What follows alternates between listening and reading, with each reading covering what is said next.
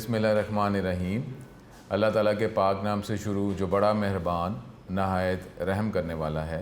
अस्सलामु अलैकुम स्टूडेंट्स, मैं हूं आपका teacher Mohammad Asim Nasar, first year ICS computer science के नेक्स्ट लेक्चर के साथ यूनिक ग्रुप ऑफ इंस्टीट्यूशन की तरफ से हाज़िर हूँ।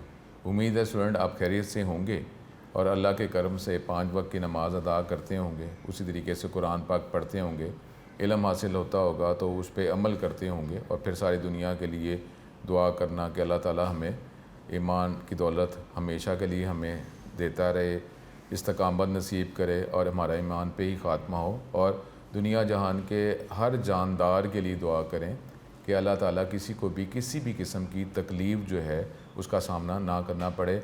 आफ़ियत की दुआ भी करनी है कि अल्लाह ताला हमें इल्म तो देता जाए, लेकिन ये किसी मुकाबले में जो है वो हम ना आएँ, क्योंकि मुकाबला यही है कि अपने आप को ये समझना कि मैं बहुत बड़ी चीज़ हूँ। तो ये बेहतर तो यही है कि दुनिया इम्तिहान है तो हम बचते बचाते जो है वो जहाँ से हम आए हैं तो वहीं पर हम वापस चले जाएं, मुकाबले की कैफियत ना हो सके, अल्लाह ताला हमें बचा ले। तो यही आफ़ियत की दुआ है। तो अब जो है हम chapter number 7 Windows operating system, ये हम टॉपिक डिस्कस कर रहे थे और इसके MCQs हम डिस्कस कर रहे हैं। MCQs जो हैं वो भी पेपर के लिए बहुत इंपॉर्टेंट होते हैं, क्योंकि ये 15 नंबर के MCQs हैं और इसी से हमारी कोई अच्छी यूनिवर्सिटी हम अवेल कर सकते हैं या कोई अल्लाह ना करे कुछ प्रॉब्लम हो सकता है। तो MCQs पे भी हमें उतनी ही तवज्जो करनी चाहिए जिस तरीके से हम लॉन्ग क्वेश्चन शॉर्ट क्वेश्चंस पे करते हैं।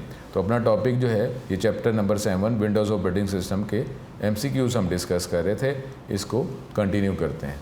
ये हम chapter number 7 Windows operating system ये हम डिस्कस कर रहे थे, इसके MCQs। तो स्टूडेंट हमने यही बात की थी कि अगर कोई MCQ में कोई क्वेश्चन आता है 100% तो ये नॉलेज आपका है कि जैसे आप क्वेश्चन जो है वो रीड करें तो फ़ौरन ही उसका आंसर आपके माइंड में आ जाए। ये तो लेकिन ये भी आपको कहा हुआ है कि क्वेश्चन का आंसर माइंड में आ जाए तो फ़ौरन ही उसको टेक नहीं कर लेना, बल्कि आपने चॉइसेस जो हैं फिर भी देखनी है, डबल चेक ज़रूर करना है, क्योंकि हो सकता है मे बी कि आप जो आंसर जो है जो एक्सपेक्ट कर रहे हैं उससे बेटर कोई और अप्रोप्रिएट आंसर हो। तो ठीक है, डबल चेक ज़रूर करना है। इस तरीके से अगर हम ये MCQ की बात कर रहे हैं, in this operating system only keyboard can be use to interact with the computer. इस ऑपरेटिंग सिस्टम में ओनली कीबोर्ड ही हम इस्तेमाल करते हैं, कीबोर्ड की मदद से ही कम्युनिकेशन कर सकते हैं, कमांड इशू कर सकते हैं और उसके अकॉर्डिंगली फिर हमें आंसर या रिप्लाई मिलता है। तो अब कौन सा ऑपरेटिंग सिस्टम है जिसमें कीबोर्ड इस्तेमाल किया जाता है? ठीक है, माइंड में हमें इसका आंसर आ गया होगा, लेकिन फिर भी हम इसके जो चॉइसेस जो हैं उसको कंसिडर ज़रूर करेंगे।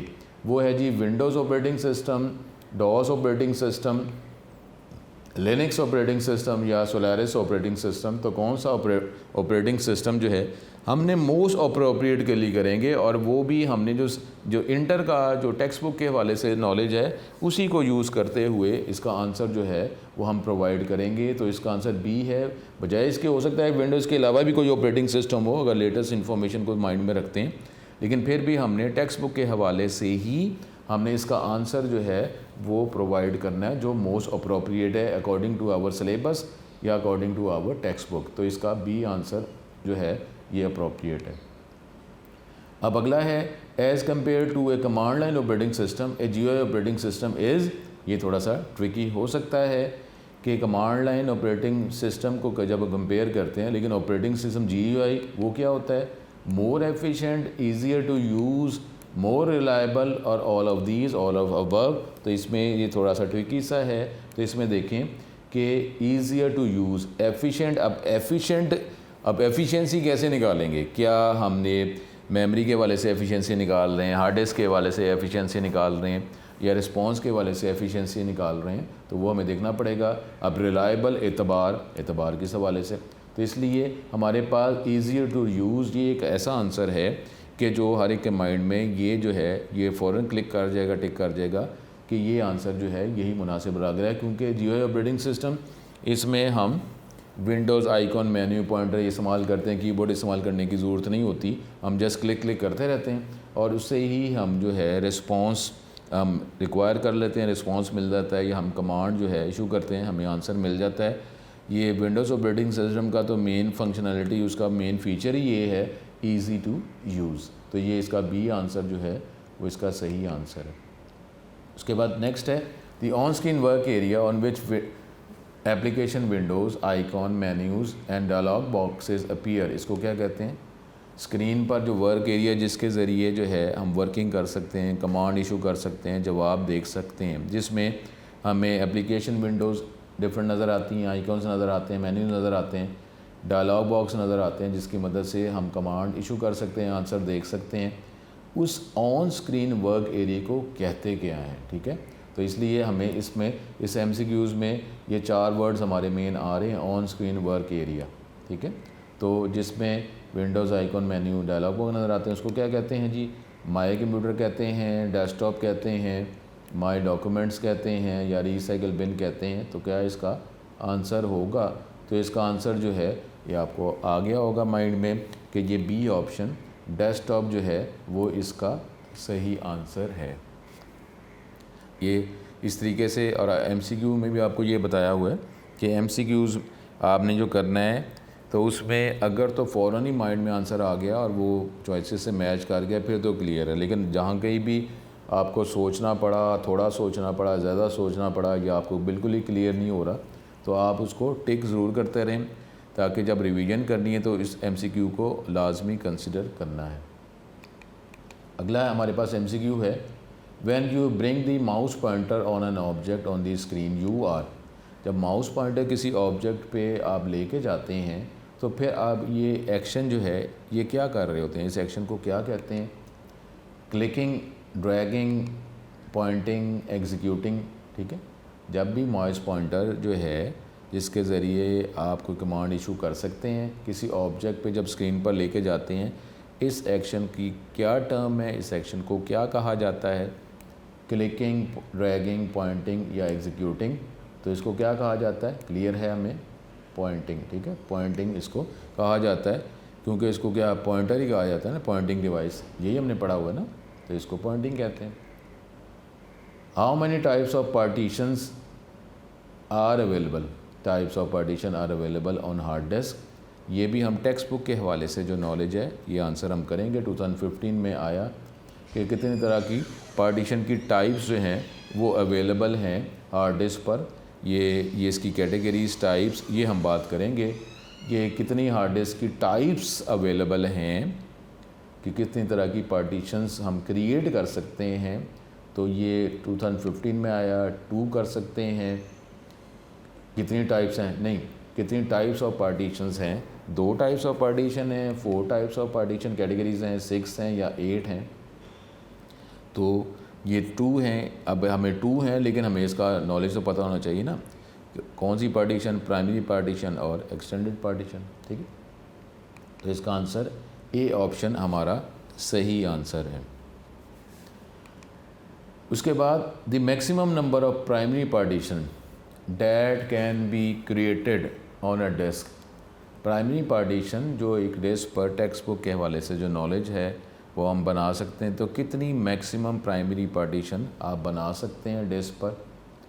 कितनी होती हैं? 2 आप बना सकते हैं, 3 बना सकते हैं, 4 बना सकते हैं, या 2, 3, 4 नहीं, इसके अलावा जो है कुछ और आप पार्टीशन की नंबर्स हैं जो आप बना सकते हैं। कौन सा आंसर इसका सही होगा? तो ये टेक्स्ट बुक के हवाले से ही हमने इसका आंसर जो है वो प्रोवाइड करना है, और वो क्या है? C option. हम 4 प्राइमरी पार्टीशन बना सकते हैं, जितना नॉलेज हमें टेक्स्ट बुक में प्रोवाइड किया गया है। तो स्टूडेंट ये आपने जहन में रखना होता है कि जो हम डिग्री कर रहे हैं उसके हवाले से जो हमारा रेफरेंस मटेरियल है या टेक्स्ट बुक है उसके अकॉर्डिंगली हमें आंसर देना होता है, क्योंकि कुछ बातें ऐसी हैं जो अगली डिग्री में जाते हैं तो उसमें एनहेंसमेंट और परफेक्शंस आ जाती हैं। तो जो हमारा लेवल है उसी के हवाले से ही हमें आंसर देना होता है। Which of the following is not a standard item of the start menu. Start menu जब आप क्लिक करते हैं तो हमें जो मुख्तलिफ प्रोग्राम इंस्टॉल हैं वो हम देख सकते हैं, ये सारी चीज़ें। तो कौन सा स्टैंडर्ड आइटम नहीं है अगर जब हम स्टार्ट मेन्यू पे क्लिक करते हैं? जब हम स्टार्ट मेन्यू में क्लिक करते हैं तो कौन सा ये आइटम हमें एक किस्म का नज़र नहीं आता? शॉर्टकट मेन्यू, प्रोग्राम मेन्यू, ये हेल्प मेन्यू, सेटिंग्स मेन्यू, कौन सा ये आइटम जो है वो हमें नज़र नहीं आता? स्टार्ट मेन्यू, तो हमें स्टार्ट मेन्यू का अंदाज़ा होना चाहिए कि जब इस पर क्लिक करते हैं जो डिफरेंट प्रोग्राम जो इंस्टॉल किए गए हैं वो नज़र आते हैं, वो आप एग्जीक्यूट कर सकते हैं। कोई हेल्प आपको नज़र आती है जिसमें टॉपिक जो विंडो से रिलेटेड है वो टॉपिक की हेल्प अगर आपको रिक्वायर है, या कंप्यूटर में डिफरेंट तरह की जो सेटिंग्स कॉन्फ़िगरेशंस आप करना चाहें वो आप इसके ज़रिए कर सकते हैं। तो ये एक ऑप्शन ए जो है यही है, क्योंकि ये तो जब हम राइट क्लिक करते हैं तो फिर हमें शॉर्टकट मेन्यू नज़र आता है। स्टार्ट पे क्लिक करते हैं तो ये शॉर्टकट मेन्यू, ये एक स्टैंडर्ड आइटम इसका नहीं है, तो इसका आंसर ए ऑप्शन इसका सही आंसर होगा। Windows Explorer is use to 2008 में आया। विंडोज़ एक्सप्लोरर ये जो एक ऑब्जेक्ट है, ये जो कंपोनेंट है विंडोज़ ऑपरेटिंग सिस्टम का, ये किस लिए इस्तेमाल किया जाता है? Is use to access the internet को फैसिलिटी को गेट करने के लिए, इंफॉर्मेशन गेट करने के लिए, ब्राउज़ करने के लिए इस्तेमाल किया जाता है, या कंप्यूटर के अंदर डिफरेंट जो रिसोर्सेज हैं उसको यूज़ करना, एक्सप्लोर करना, उसके लिए इस्तेमाल किया जाता है। मेंटेनेंस, हार्ड डिस्क पे मेंटेनेंस, पार्टीशंस की जिस तरह बात है उसको मैनेज करना, मैनिपुलेट करना, उसके लिए आप कर सकते हैं इसको यूज़। या navigate files and folders on the computer में जितने भी फाइल्स और फोल्डर्स बनाए हुए हैं इसमें गो थ्रू करना, इसको सर्च करना और इसके फाइल या फोल्डर पे जो मैनिपुलेशन करनी है वो आप इसके ज़रिए कर सकते हैं। तो हमारे पास इस डी ऑप्शन ही सही आंसर है कि इसके ज़रिए कंप्यूटर के अंदर जितनी भी फाइल्स फोल्डर डिफरेंट एरियाज़ में जो मौजूद हैं उसको हम देख सकते हैं, सर्च कर सकते हैं, मैनेज कर सकते हैं। डी ऑप्शन इसका सही आंसर है। Which of the following is not a component of task bar. अब ये टास्क बार जो है, जो अब ये हमें पता होना चाहिए कि बार जो है ये है किधर होती है। तो ये हमारे पास जब हम चलाते हैं कोई भी सॉफ्टवेयर तो उसके एंड वाली बार जो है वो, या जब विंडोज़ ऑपरेटिंग सिस्टम हम चलाते हैं तो उसके स्क्रीन के एंड पे जो बार नज़र आ रही होती है जिसमें डिफरेंट जो है इंडिकेटर्स नज़र आ रहे होते हैं, डिफरेंट प्रोग्राम्स के कुछ शॉर्टकट्स आइकॉन्स नज़र आ रहे होते हैं जिसके ज़रिए भी प्रोग्राम को चलाया जा सकता है। तो ये कौन सा कंपोनेंट जो है जो टास्क बार से रिलेटेड नहीं है? एप्लीकेशन बार, टाइटल बार, लिंक्स बार या डेस्कटॉप बार। तो अब इसमें अभी हमने बात की है कि इसके ज़रिए डिफरेंट जो एप्लीकेशन इंस्टॉल हैं उसका आइकॉन बन जाता है, इसके ज़रिए भी टास्क बार पे आइकॉन पे क्लिक करने से ही वो सॉफ्टवेयर जो है वो एप्लीकेशन एग्जीक्यूट हो जाती है। या लिंक्स बार हैं कि जिसमें डिफरेंट लिंक्स जो हैं वो क्रिएटेड हैं, क्लिक करेंगे तो वो लिंक जिस प्रोग्राम के साथ एसोसिएट है वो एग्जीक्यूट हो जाएगा। या डेस्कटॉप बार है जिसमें डिफरेंट इंडिकेटर्स आपको नज़र आ रहे होते हैं। टाइटल बार आपको पता है स्टूडेंट, ये आपके माइंड में होना चाहिए कि टाइटल बार जो है ये जब कोई सॉफ्टवेयर चलाते हैं जो उसमें जो स्टार्ट में टॉप बार जो नज़र आती है उसको टाइटल बार कहा जाता है, जिसमें जो सॉफ्टवेयर चला रहे होते हैं, उस जो एप्लीकेशन चला रहे होते हैं उसका नाम नज़र आ रहा होता है और इसी बार के अंदर उस एप्लीकेशन के अंदर जो फ़ाइल आपने ओपन की हुई है उसका नाम नज़र आ रहा होता है। तो ये टाइटल बार जो है ये टास्क बार का कंपोनेंट नहीं है, तो बी ऑप्शन इसका सही आंसर होगा। उसके बाद टास्क बार में कंटेंस, इसमें क्या क्या चीज़ें होती हैं? टास्क बार में स्टार्ट बटन होता है, क्विक लॉन्च बार होता है, स्टेटस ट्रे, डिफरेंट इंडिकेटर्स दिखाए जा रहे होते हैं, क्विक लॉन्च बार डिफरेंट जो सॉफ्टवेयर इंस्टॉल किए हुए हैं उसके आपको लिंक्स नज़र आ रहे होते हैं, आइकॉन नज़र आ रहे होते हैं, या इसमें सारी चीज़ें ही all of above task bar में ये सारी बातें ही, सारी ऑप्शंस ही नज़र आ रही होती हैं। कौन सा आंसर इसका ठीक होगा? तो आपके माइंड में आ जाना चाहिए कि इसका आंसर जो है वो डी ऑप्शन वही इसका सही आंसर है। Right most part of the task बार।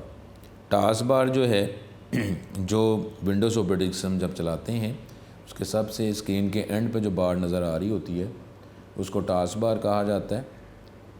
इसके राइट मोस्ट एरिया में, राइट मोस्ट एरिया उसको क्या कहा जाता है? Quick launch bar, status tray, desktop bar या एप्लीकेशन ट्रे। तो अब ये चीज़ें हमें सारी वर्ड्स पता होंगे, इसका मीनिंग पता होगा तो आप ये आंसर जो है वो दे सकते हैं।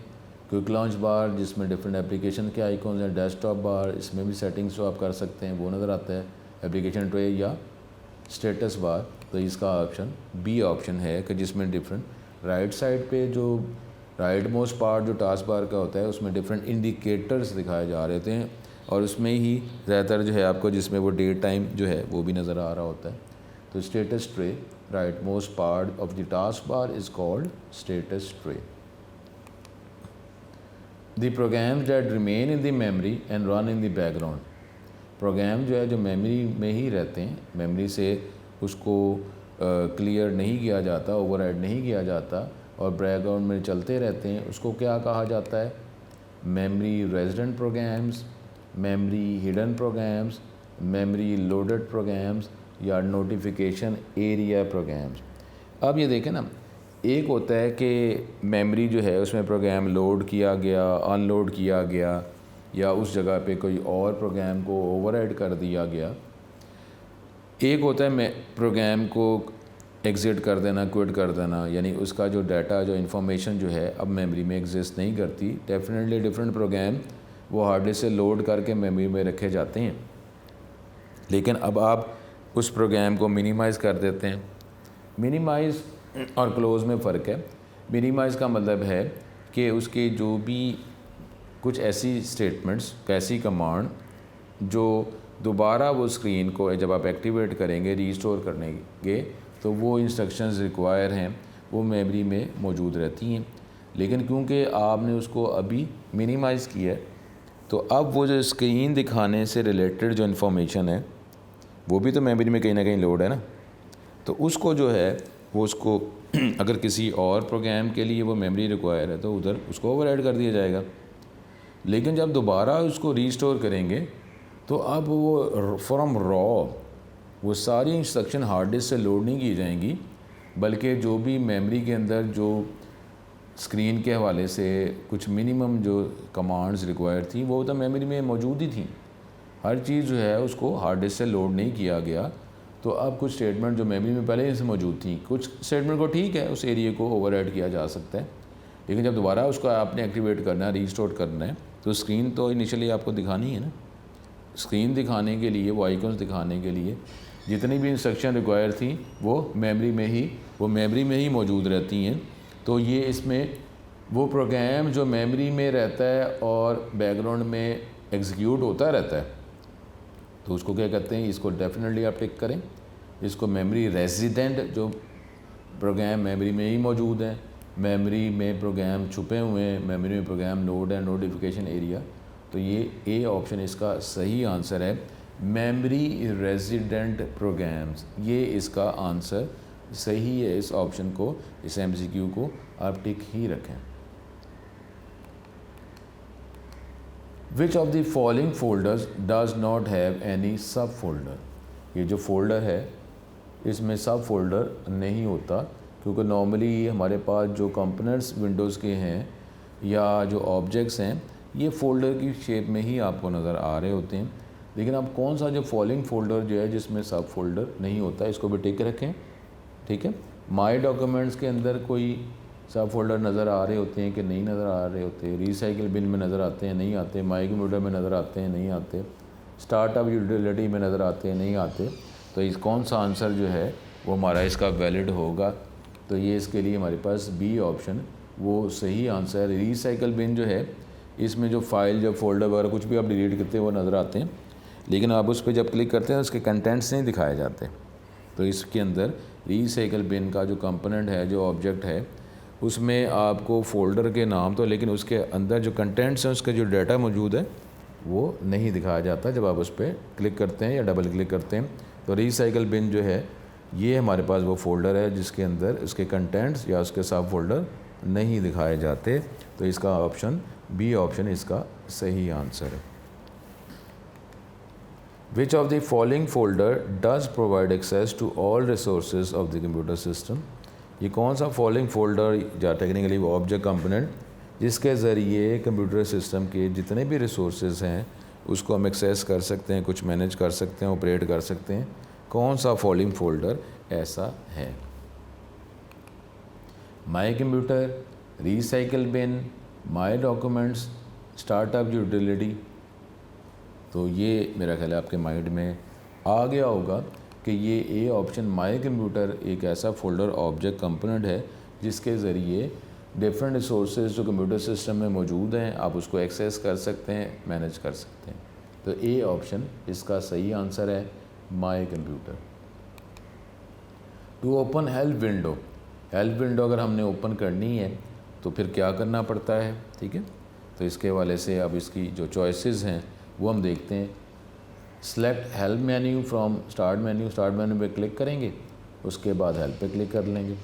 फिर कीबोर्ड से आप डेस्कटॉप में कहीं पर भी रहते हो, जब आप F1 प्रेस करेंगे तो विंडो की हेल्प नज़र आ जाएगी, या हैव फोल्डर जो है डेस्कटॉप पे जो हेल्प फोल्डर है आप उस पर क्लिक करेंगे, या डी ऑप्शन क्या है कि ए और बी में से कोई भी ऑप्शन जो है वो आप यूज़ कर सकते हैं। तो इसका आंसर डी ऑप्शन है। ए और बी कोई भी ऑप्शन के ज़रिए आप हेल्प जो है वो विंडो की देख सकते हैं, या तो आप स्टार्ट मेन्यू में हेल्प पे क्लिक कर दें या डेस्कटॉप पे कहीं पर भी F1 प्रेस कर दें। तो F1 नॉर्मली हमारे पास एक स्टैंडर्ड फंक्शन की है, जो हम सॉफ्टवेयर चला रहे होते हैं उसकी हेल्प जो है वो देखना चाहें तो जहाँ पे भी हमारा कंट्रोल है, तो जिस सॉफ्टवेयर में कंट्रोल है तो उसकी हेल्प दिखा दी जाती है। तो ये फंक्शन कीज़ में ये एक स्टैंडर्ड की है जिसके ज़रिए हेल्प देखी जा सकती है। तो डी ऑप्शन इसका आंसर कि स्टार्ट मेन्यू पे हेल्प पे क्लिक कर लें या डेस्कटॉप पे कहीं पे भी F1 प्रेस कर लें। विच of the following is not a Windows accessory, ये विंडोज़ की एक्सेसरीज़ जो साथ साथ जिस तरह कोई भी हम प्रोडक्ट परचेज़ करते हैं तो उसके साथ उसकी मज़ीद फैसिलिटीज़ एक्सेसरीज़ जो हैं, डिफरेंट कंपोनेंट आइटम्स जो है फैसिलिटीज़ प्रोवाइड की जाती हैं, उसको एक्सेसरीज़ कहा जाता है। तो अब इसमें से कौन सा जो फॉलोइंग जो है वो विंडोज़ की एक्सेसरी नहीं है, यानी विंडोज़ जब आप इंस्टॉल करते हैं, जब आप विंडोज़ ऑपरेटिंग सिस्टम परचेज़ करते हैं, इंस्टॉल करते हैं, तो ये आपको फैसिलिटी एक्सेसरी प्रोवाइड नहीं की जाती, मौजूद नहीं होती। वो क्या जी, WordPad, paint, Internet Explorer या कैलकुलेटर। तो कौन सी एक्सेसरी जो है वो नहीं होती, तो सी इंटरनेट एक्सप्लोरर वो नहीं है, ठीक है ये। लेकिन अब जो है वो हम देखा, अब तो हम कोई और ब्राउज़र इस्तेमाल कर रहे हैं लेकिन हमारे पास ये विंडोज़ की एक्सेसरी नहीं है, इसको भी टिक रखें, ठीक है। बाकी जो है वो मौजूद होती हैं। The files that are use by operating system, वो फाइल जो ऑपरेटिंग सिस्टम यूज़ करता है उसको क्या कहा जाता है। The files that are use by operating system, एक तो फाइलें वो हैं जो यूज़र बनाता है, डॉक्यूमेंट जो यूज़र क्रिएट करता है, वो फाइलें हैं। लेकिन जो फाइलें जो ऑपरेटिंग सिस्टम जो है वो यूज़ करता है उसको क्या कहा जाता है। System files, hidden files, active files या रीड ओनली फाइल्स, क्या कहा जाता है इसको। आप देखें ना, जिस तरह यहाँ पे अभी देख लें, वैसे तो जनरल अगर आप देखें तो इसके क्वेश्चन से ही हमें इसका आंसर पता चल सकता है, क्योंकि यहाँ पे ऑपरेटिंग सिस्टम की बात कर रहे हैं, ठीक है थोड़ा। लेकिन ये हर वक्त नहीं होगा, हर दफ़ा नहीं होगा कि इस तरीके से आप आंसर डिटेक्ट करें। यहाँ पे सिस्टम है तो ये देखें, यहाँ पे सिस्टम फाइल इस हवाले से भी बात आ सकती है, जिसको अगर नहीं भी होगा तो मेरा ख्याल है आंसर अगर का अंदाज़ा आइडिया नहीं होगा तो मे बी वो इसी ऑप्शन को टिक कर लेगा, सिस्टम फाइल्स, ठीक है। लेकिन फिर भी इसका आंसर जो है हमें नॉलेज से ही पता होना चाहिए कि इस MCQ का जवाब जो है ये ऑप्शन सिस्टम फाइल, वो फाइलें जो ऑपरेटिंग सिस्टम उसने क्रिएट की होती हैं और जब ऑपरेटिंग सिस्टम चला रहे होते हैं तो जब जब रिक्वायर होती है तो इस फाइल को, इससे इंफॉर्मेशन गेट की जाती है, इसको एक्सिक्यूट किया जाता है, मेमोरी में लोड किया जाता है, उन फाइल्स को सिस्टम फाइल्स कहा जाता है। ए फाइल और folder can be copied by using, file जो फोल्डर को आपने कॉपी किया करना चाहते हैं तो फिर किस तरीके से आप इसको कॉपी कर सकते हैं फाइल को या फोल्डर को। ड्रॉप डाउन मेन्यू जो नज़र आता है उसके ज़रिए फ़ाइल को कॉपी कर सकते हैं, फोल्डर को कॉपी कर सकते हैं। ड्रैग एंड ड्रॉप की मदद से क्लिक करें और माउस को प्रेस ही रखें और कहीं और जाके माउस को मूव करने के बाद माउस के बटन को रिलीज़ कर दें, छोड़ दें। ड्रैग एंड ड्रॉप के ज़रिए किया जा सकता है, कीबोर्ड के ज़रिए, कीबोर्ड शॉर्टकट की उसके ज़रिए की जा सकती, कोई भी कीज़ प्रेस करें तो ये फ़ाइल या फोल्डर को हम कॉपी कर सकते हैं, या एनी ऑफ अबव ये सारी ऑप्शंस की मदद से ही कर सकते हैं। तो मेरा ख्याल है हर एक को आइडिया होगा कि ये सारी ऑप्शंस के ज़रिए ही फ़ाइल या फोल्डर को आप कॉपी कर सकते हैं। डी ऑप्शन इसका सही आंसर है। Files can exist in folder, file जो है वो फोल्डर में एग्जिस्ट कर सकती हैं, बट फोल्डर्स वो एग्जिस्ट नहीं कर सकते। किस में? फाइल जो हैं वो फोल्डर जो है वो तो वैसे उसको कंटेनर कहा जाता है। फाइल जो हैं वो फोल्डर में हो सकती है, कंटेनर में हो सकती है, लेकिन container folders can not exist in folder, container नहीं हो सकता। किस में? पाथ में नहीं हो सकता, फाइल्स में नहीं हो सकता, फोल्डर में नहीं हो सकता, माय डॉक्यूमेंट्स में नहीं हो सकता। तो जो फोल्डर तो कंटेनर कहते हैं, कंटेनर के अंदर फाइलें तो आ जाएंगी, लेकिन कंटेनर जो है वो फाइल में तो नहीं आ सकता ना। तो इसका ऑप्शन जो है बी ऑप्शन हमारा सही आंसर इसका होगा, बी ऑप्शन। फिर अगला है to delete a file without first sending in to the recycle bin. Recycle bin आपको पता है कि टेम्प्रेरी हमारे पास एरिया है। कोई भी ऑब्जेक्ट को फाइल अगर डिलीट करते हैं तो वो डिलीट करने से एक स्पेशल टेम्प्रेरी होल्डिंग एरिया है जहाँ पे उस ऑब्जेक्ट को फाइल को स्टोर कर दिया जाता है। उस एरिया को रिसाइकल बिन कहा जाता है। यानी दोबारा अगर आप उसको यूज़ करना चाहें, वर्किंग में लाना चाहें, तो वो रिसाइकल बिन से उसको रिकवर किया जा सकता है।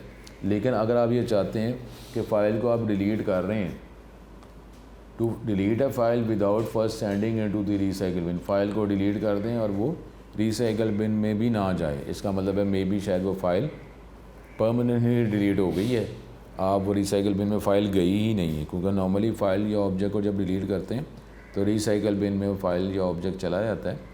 लेकिन आप चाहते हैं कि फ़ाइल डिलीट हो जाए और वो रिसाइकल बिन में भी ना जाए, तो इसका मतलब क्या है? तो मे बी आप फ़ाइल को परमानेंटली ही ऑब्जेक्ट को डिलीट करना चाह रहे हैं।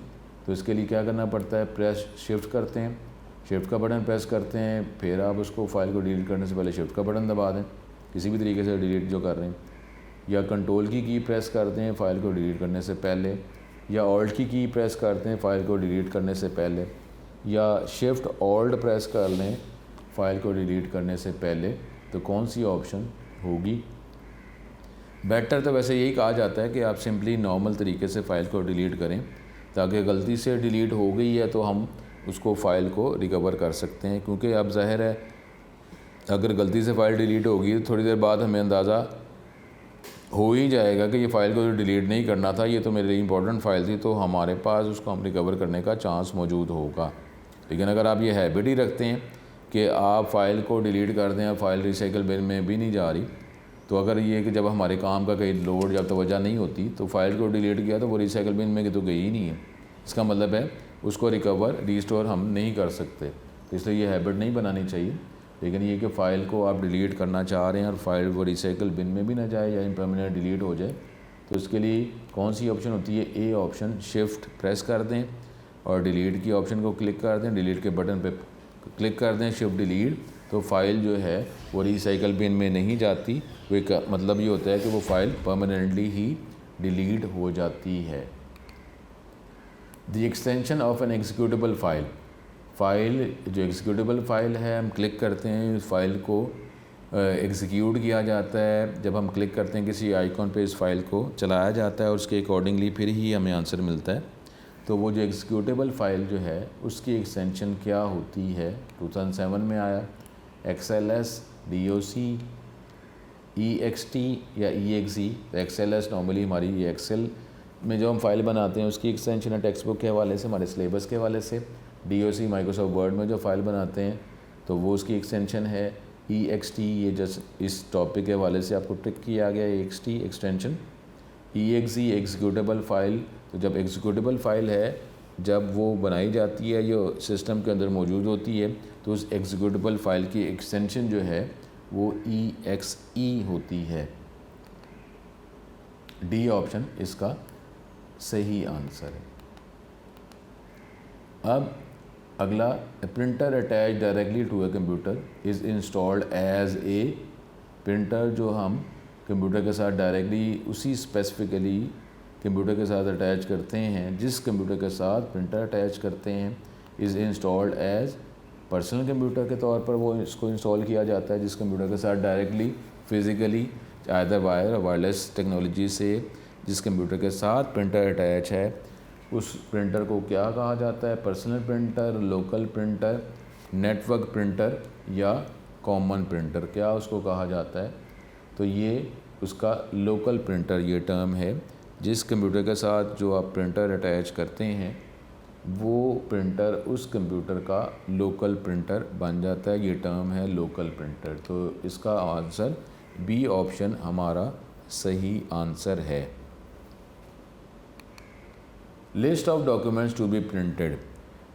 अब देखें, पहले ये था कि एक वक्त में एक ही फ़ाइल को ही प्रिंट किया जाता था। जब तक फ़ाइल को वो प्रिंट नहीं हो रही तो आप किसी और फाइल को प्रिंटिंग के लिए जो है वो आप अटैच नहीं कर सकते, सेंड नहीं कर सकते। फ़ाइल तो पहले प्रिंट होगी, उसके बाद ही प्रिंट होगी। लेकिन ये है कि पहले वो फ़ाइल कंप्लीट प्रिंट होगी तो ये कमांड प्रिंट की आप इशू कर सकते हैं किसी और फाइल की। तो लेकिन अब क्या है कि आप मल्टीपल जगहों से या एक ही यूज़र एक से ज़्यादा फ़ाइल को प्रिंट करने की कमांड एक ही वक्त में इशू कर सकता है। या अभी फ़ाइल एक प्रिंट हो रही थी तो आपने किसी और नेक्स्ट फ़ाइल की प्रिंट की रिक्वेस्ट जो है वो सेंड कर दी, लेकिन वो रिक्वेस्ट जो है वो उसको रिजेक्ट नहीं किया जाएगा बल्कि उसको होल्ड कर लिया जाएगा। जब प्रिंटिंग पहली फ़ाइल की कंप्लीट हो जाएगी तो वो जो लिस्ट है उसमें से नेक्स्ट जॉब जो है, प्रिंट की जॉब जो है उसको पिक किया जाएगा, उस फाइल को प्रिंट करना शुरू कर दिया जाएगा। लेकिन अब वही इसी से रिलेटेड ये क्वेश्चन है कि लिस्ट ऑफ डॉक्यूमेंट जिसको प्रिंट करना है उसको क्या कहते हैं। उस लिस्ट ऑफ डॉक्यूमेंट को जिसको प्रिंट किया जाएगा एक के बाद एक, उसको प्रिंट लिस्ट कहा जाता है, प्रिंट स्टैक कहा जाता है, प्रिंट क्यू कहा जाता है या प्रिंट लाइन कहा जाता है। तो उसके हवाले से ये अब ये टर्म भी है, इसका नॉलेज हमारे पास ये होना चाहिए कि अब जो डॉक्यूमेंट जिसको प्रिंट करना चाह रहे हैं वो एक लिस्ट जो क्रिएट की जा रही है इन दी बैकग्राउंड, और उस लिस्ट में से एक एक करके फ़ाइल को फिर पिक किया जाएगा, उसको प्रिंट किया जाएगा। तो उस लिस्ट का टेक्निकल लिस्ट ऑफ डॉक्यूमेंट जो है उसका टेक्निकल नाम क्या है, print list, print stack, print Q, print line. तो इसका ऑप्शन सही ऑप्शन हमारे पास जो है ये हमें पता होगा कि इसका आंसर जो है वो सही प्रिंट क्यू इसका आंसर है। उसके बाद हमारे पास shortcut menu is also called, shortcut menu है उसको क्या कहा जाता है, instant menu, drop down menu, popup menu या स्क्रॉल मेन्यू। शॉर्टकट मेन्यू जो हम देखते हैं नॉर्मली जब हम राइट क्लिक प्रेस करते हैं तो ये शॉर्टकट मेन्यू जो है दिखाया जाता है उस एनवायरनमेंट के हवाले से जिसमें जो मिनिमम जो रिक्वायर्ड जो भी कंपलसरी जो मेन जो स्टेटमेंट्स हैं, कमांड जो हैं उस मेन्यू में शो की जा रही होती हैं अकॉर्डिंग टू दी एनवायरनमेंट जहाँ पे आप राइट क्लिक प्रेस करते हैं। तो उस शॉर्टकट मेन्यू को क्या कहा जाता है, instant menu, drop down menu, popup menu, scroll menu. तो इसका आंसर जो है वो सी आंसर जो है इसका आंसर है पॉपअप मेन्यू। तो ये इसका आंसर जो है पॉपअप मेन्यू, ये इसका आंसर होगा। ठीक है, सी ऑप्शन। उसके बाद हमारे पास है GUI स्टैंड्स फॉर। GUI जो है ये एक एब्रीविएशन है, इसको क्या कहा जाता है। बोर्ड 2018 में ये लाहौर बोर्ड में ये आया, सिर्फ आपने इसकी एब्रीविएशन ही लिख देनी है तो इसका आंसर आ जाएगा। General user interface, graphical user icons ये कहा जाता है। Graphical user interface, graphical uses interface क्या कहा जाता है। GUI से एब्रीविएशन किस चीज़ की है, मेरा ख्याल है ये तो हर एक को पता होगा। ये आप आंसर जो है वो क्वेश्चन रीड करके ही इसका आंसर आपको पता चल गया होगा। GUI stand for graphical user interface. तो इसकी सी ऑप्शन ये इसका सही आंसर है। उसके बाद नेक्स्ट जो है MCQ, all drives on a computer system can be access by double clicking on. जो भी कंप्यूटर के अंदर जो ड्राइव्स हैं जैसा C ड्राइव है, D ड्राइव है, जिसके अंदर डिफरेंट फाइल्स या फोल्डर ऑब्जेक्ट्स जो है वो आप बनाते हैं, मैनेज करते हैं। तो जितनी भी ड्राइव्स कंप्यूटर सिस्टम में अवेलेबल हैं उनको हम एक्सेस कर सकते हैं with the help of which component object by double clicking on that specific object या कंपोनेंट। हम माई कंप्यूटर के आइकॉन के ज़रिए जो है जितनी भी ड्राइव्स हैं कंप्यूटर सिस्टम में हम उसको एक्सेस कर सकते हैं, या रिसाइकल बिन जो आइकॉन है उसके ज़रिए जो है जितनी भी ड्राइव्स कंप्यूटर में अवेलेबल हैं हम उसको एक्सेस कर सकते हैं, या माई डॉक्यूमेंट्स जो आइकॉन है उसके ज़रिए जितनी भी ड्राइव्स हैं कंप्यूटर सिस्टम में आप उसको एक्सेस कर सकते हैं, या इंटरनेट एक्सप्लोरर जो आइकॉन है ऑब्जेक्ट या कंपोनेंट के ज़रिए जो है जितनी भी ड्राइव्स अवेलेबल हैं आप इसको एक्सेस कर सकते हैं। तो मेरा ख्याल है हर एक को अंदाज़ा हो गया होगा कि ए ऑप्शन इसका सही आंसर है। My computer icon component object के ज़रिए जितनी भी ड्राइव्स कंप्यूटर सिस्टम में अवेलेबल हैं उसको एक्सेस किया जा सकता है, उसको मैनेज किया जा सकता है। दी टेम्परेली हमने बात पहले भी की हुई है कि अब कई दफ़ा होता है बोर्ड में जो आपके शॉर्ट क्वेश्चन जो है उसकी डेफिनेशन जो है वो MCQ में आपसे पूछ ली जाती है। तो ये कई दफ़ा ये टॉपिक की डेफिनेशन MCQ में पूछी जाती है। तो वो जो क्वेश्चन जो है वो उसकी डेफिनेशन है और चॉइसेस जो है वो उस टॉपिक की डेफिनेशन है। तो हमने ये टिक करना होता है। The temporary storage area for deleted items on the hard disk, उसको क्या कहा जाता है? वो टेम्परेरी होल्डिंग एरिया जहाँ पे जो फाइलें या ऑब्जेक्ट हम डिलीट करते हैं उस एरिया में इसको स्टोर किया जाता है। तो उस स्टोरेज एरिया को जो टेम्परेरी है, ठीक है, उसको क्या कहा जाता है? उसको माई कंप्यूटर कहा जाता है, माई डॉक्यूमेंट्स कहा जाता है, रीसाइकिल बिन कहा जाता है या डेस्कटॉप कहा जाता है। तो इसका आंसर जो है वो हमारे पास ये रीसाइकिल बिन टेम्परेरी स्टोरेज एरिया जहाँ पे डिलीटेड आइटम या फाइल या फोल्डर को स्टोर किया जाता है, ये डेफिनेशन है रीसाइकिल बिन की। तो इसका आंसर जो है हमारे पास सी ऑप्शन इसका सही आंसर है। सी ऑप्शन इसका सही आंसर है। तो स्टूडेंट यहाँ तक जो है ये MCQs जो है वो हम कवर करते हैं। नेक्स्ट लेक्चर में अभी मज़ीद MCQs हैं उसको हम डिस्कस करेंगे। अपना बहुत ज़्यादा ख्याल रखें और जो MCQs जो हैं उस पर तवज्जो लाजमी किया करें। जो MCQ जिस पे भी आपको सोचना पड़े उसको आप टिक कर लिया करें ताकि जब आपने रिवाइज़ करना है तो उस MCQ पे लाजमी तवज्जो करनी है। और ओवर कॉन्फिडेंस में नहीं आना होता। अगर आपको क्वेश्चन रीड करके आंसर पता चल जाता है लेकिन फिर भी चॉइसेस के साथ उसको आपने क्रॉस मैच डबल चेक ज़रूर करना होता है। और अगर किसी भी आंसर का क्वेश्चन का पता नहीं चल रहा तो फिर आपको कहा होगा कि क्रॉस आउट वाला मेथड इस्तेमाल करेंगे कि जो ऑप्शन जो आप समझते हैं कि हो ही नहीं सकते उसको क्रॉस आउट करते रहें ताकि जो आपने सोचना तो ज़रा कम ऑप्शंस पे ही सोचा जाए। तो ये था आज का लेक्चर। अगले लेक्चर में दोबारा मज़ीद MCQs के साथ आपके साथ मुलाकात होगी। अपना बहुत ज़्यादा ख्याल रखें। अस्सलाम वालेकुम।